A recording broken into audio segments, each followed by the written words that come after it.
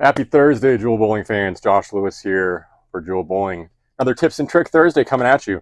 We've done a lot on the lanes over the past few weeks. One thing I got a lot of questions out about recently is surfacing a bowling ball, and looking at a polished ball versus a solid ball, sanding it, and what surface does and impacts the ball on the lane. So I want to take this tip Thursday and talk a little bit about surface management and what you should expect when you do surface a bowling ball. And by that, I mean either scuffing or polishing the surface of the bowling ball back up. So here, what I have with me is a brand new IQ Ruby. Out of box, reactive gloss, so I have not touched it. What I would expect on this bowling ball, because of the high gloss finish, is for the ball to get through the front part of the lane, basically skidding a long way down the lane, and then to make its move.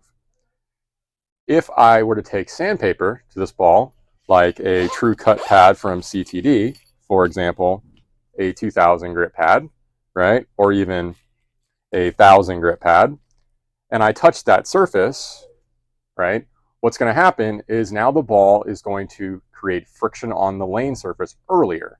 So it's reading the lane earlier and moving that break point, the point at which it transitions from skid to hook, earlier on the lane.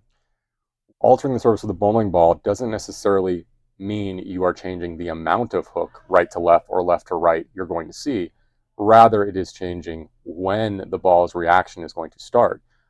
By starting the ball earlier on the lane, you have consumed more energy to get it into that hook phase sooner, therefore less energy to use on the back end for motion right to left or left to right.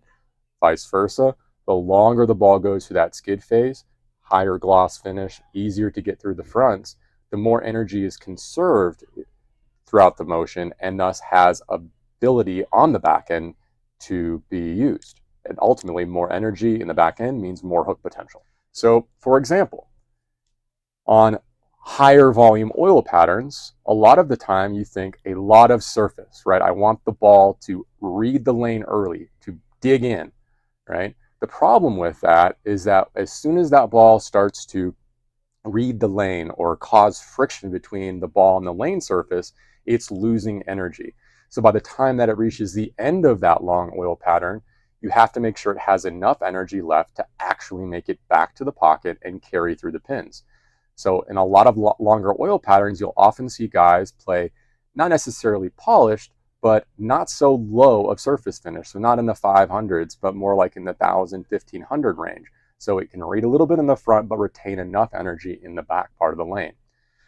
So conversely, if you want the ball to go longer down the lane before it reads, of course, higher finish, maybe a little bit of polish, maybe some step 2 compound if you're a Storm SBI fan.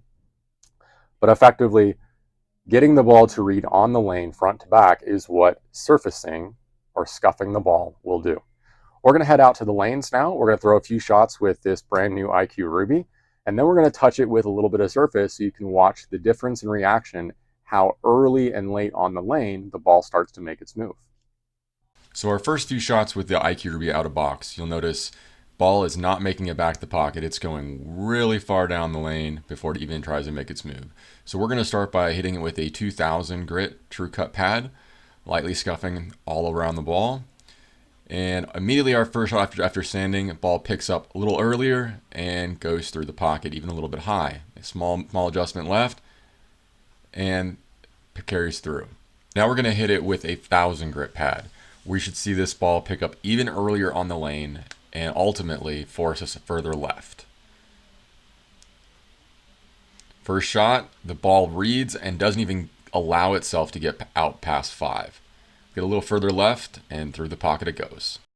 All right, JeWeL Bowling fans. Well, we just got off the lanes. You can obviously tell that adding surface to the bowling ball will change the dynamics of the ball on the lane, how early or how late the ball will respond. So next time you're in league, if you're not seeing that ball read the lane early, if it's not hooking back to the pocket in time, get the ball started up early. Maybe take 1000 pad, 1500 grit pad, and just lightly scuff that track area or that side of the bowling ball. That will get it to read up a little bit sooner. You're reading too early, go to a ball that has a little bit higher surface finish, so maybe a polished ball, and get the ball to get down the lane more before it makes its move. Anyways, play around. Touching surface is not a negative thing. In fact, it's encouraged, right? Never give up on a bowling ball. Minor tweaks with surface finish can have dramatic effects of your score and the reaction on the lane. So until next time, make sure you like and subscribe to the JeWeL Bowling channel on YouTube, and we'll see you with the next tips and tricks. Thanks, guys.